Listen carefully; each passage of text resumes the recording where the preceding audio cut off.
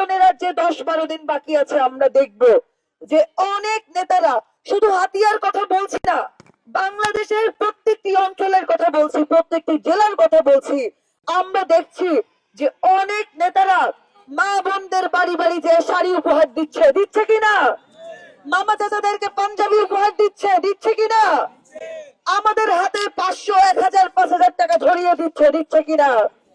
একটা কথা মনে রাখবেন, এই শাড়ি দেওয়ার মাধ্যমে, এই পাঞ্জাবি দেওয়ার মাধ্যমে, এই 500, 1000, 5000 টাকা দেওয়ার মাধ্যমে তারা আমাদের ভোট কিনতে চায়।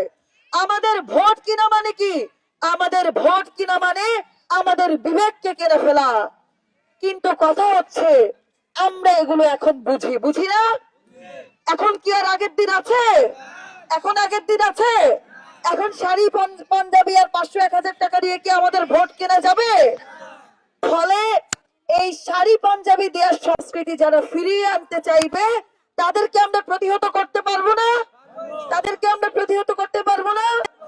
এই যে গত পরশুদিন আমাদের অনেক নেতা কর্মীর উপর হামলা হয়েছে, আপনারা তারপর প্রতিবাদী মিছিল করেছেন না? আপনারা মিছিল করেছেন না?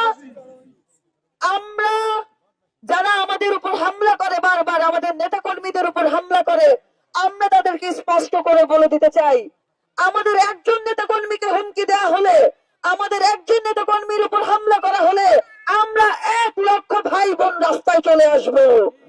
আমরা 1 লক্ষ ভাই বোন একসাথে আপনাদের বিরুদ্ধে দুর্গ গড়ে তুলবো।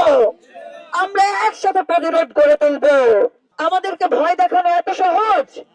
মনে রাখবেন, যারা এখন আগের মতো নির্বাচনের আগে ভয় ভীতির সংস্কৃতি ফিরিয়ে আনতে চায়, মনে রাখবেন, আপনারা যদি তাদেরকে ভয় পেয়ে পিছু হতে যান, আপনারা যদি তাদেরকে ভয় পান, তাহলে আগামী 5 বছর আপনাদেরকে ভয়ের মধ্যে থাকতে হবে। ফলে আমাদের কাউকে ভয় পাওয়া যাবে না। আমরা ভোট দেওয়ার ক্ষেত্রে আমাদের বিবেকের কথা শুনতে হবে।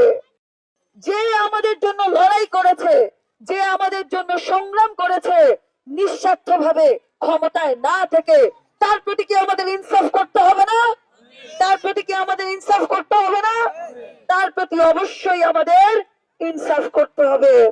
ফলে মা বোন, আপনাদেরকে বলছি, নারীরা যারা আছেন আপনাদেরকে বলছি, আপনারা কত তারিখে ভোট দিতে যাবেন? কত তারিখে? আপনারা 12 তারিখে ভোট দিতে যাবেন। আপনারা ভোট দেওয়ার পরপরই কিন্তু বাসায় ফিরে আসা যাবে না। আপনাদেরকে সতর্ক থাকতে হবে না? মামা চাচা যারা আছেন, আপনাদেরকে ভোট দেওয়ার পর সতর্ক থাকতে হবে না?